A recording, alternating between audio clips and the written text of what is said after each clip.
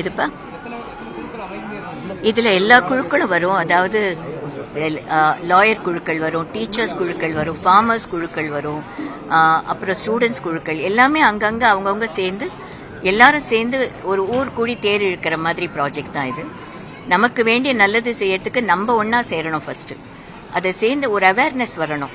உலகத்தில் யாரோ செய்வாங்க எப்போ செய்வாங்கன்னு இல்லாமல் இன்னைக்கு ஒரு எதிர் வீட்டுக்கு ஒரு பிரச்சனையாக இருக்கலாம், அதே பிரச்சனை நாளைக்கு நம்மளுக்கும் வரும். அதனால அதுக்கெல்லாம் ஒன்றா கூட்டு. அந்த காலத்தில் ஊர் பெரியவர்கள்னு இருந்தாங்க, கண்காணிப்புன்னு ஒன்று இருந்தது. இன்னைக்கு அதெல்லாம் இல்லை. ஸோ குழந்தைங்க என்ன பண்ணுறாங்க, எங்கே போகிறாங்க, எப்படி வராங்க, யார் பாதுகாக்கிறாங்க, மொபைலில் யார் பார்க்குறாங்க, என்ன பண்ணுறாங்க ஒன்றும் தெரியல.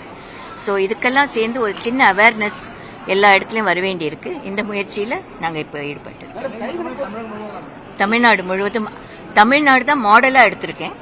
அதுக்கப்புறம் இது நேஷனல் மூமெண்ட் தான், பாரத சேவை நேஷனல் மூமெண்ட் தான். பட் முதல்ல தமிழ்நாடு, நம்ம தமிழ்நாட்டில் நம்ம ஜனங்க ரொம்ப ரொம்ப கடினமாக உழைப்பவர்கள், அவங்களோட ஸ்டார்ட் பண்ணுறோன்னு எனக்கு முதல்ல தமிழ்நாடு தானே.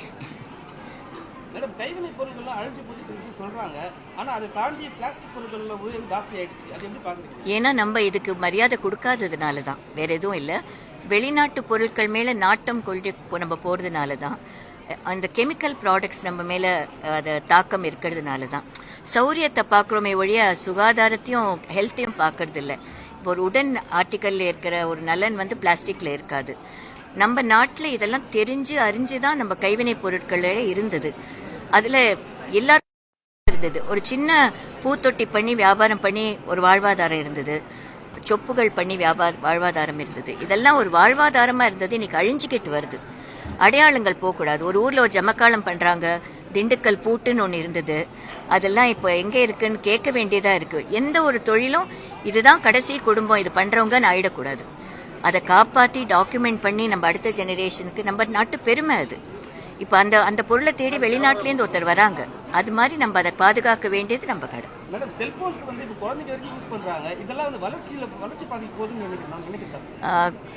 எந்த ஒரு புது விஷயத்தையும் ஏற்றுக்கொள்வது தவறில்லை, குளோபல் அவேர்னஸ் இருக்கிறது தவறில்லை. ஆனால் இந்திய மனப்பான்மை போயிடக்கூடாது. நம்ம வாழ்வு முறை, நம்ம பெரியோர்கள் முன்னோர்கள் காட்டின ஒரு ஹெல்த்தி, ஒரு அழகான ஆரோக்கியமான வாழ்க்கை முறைன்னு ஒன்று இருக்கு இல்லையா, அது போயிடக்கூடாது. எதுக்கும் அடிமை ஆயிடக்கூடாது.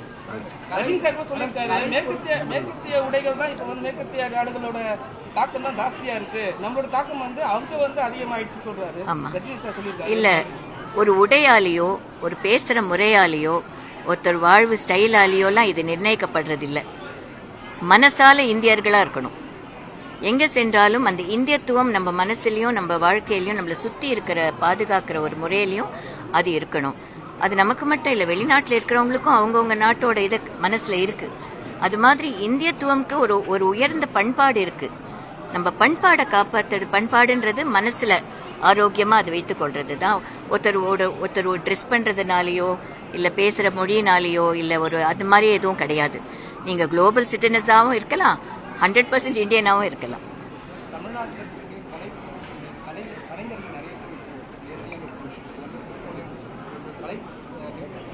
நீங்க எல்லாரும் சப்போர்ட் பண்ணாதானே முடியும். நம்ம யூடியூப், சோஷியல் மீடியா, இந்த இன்ஸ்டாகிராம் இதில் போய் மூழ்கிட்டோம் இல்லையா. வெளியில கண்ணால பார்த்து டச் அண்ட் ஃபீல்னு ஒன்று இருக்கு, கையால தொட்டு பழகிறது, கண்ணால பார்த்து பழகிறதுன்னு ஒன்று இருக்கு. அந்த மாதிரி இருந்தால் தான் உயிரோட்டம்னு ஒன்று இருக்கும் வாழ்க்கையில. அந்த உயிரோட்டமே போயிடுறது இல்லையா. ஒரு மெஷினோடயே பழகிட்டா உயிரோட்டம் போயிடும். இப்போ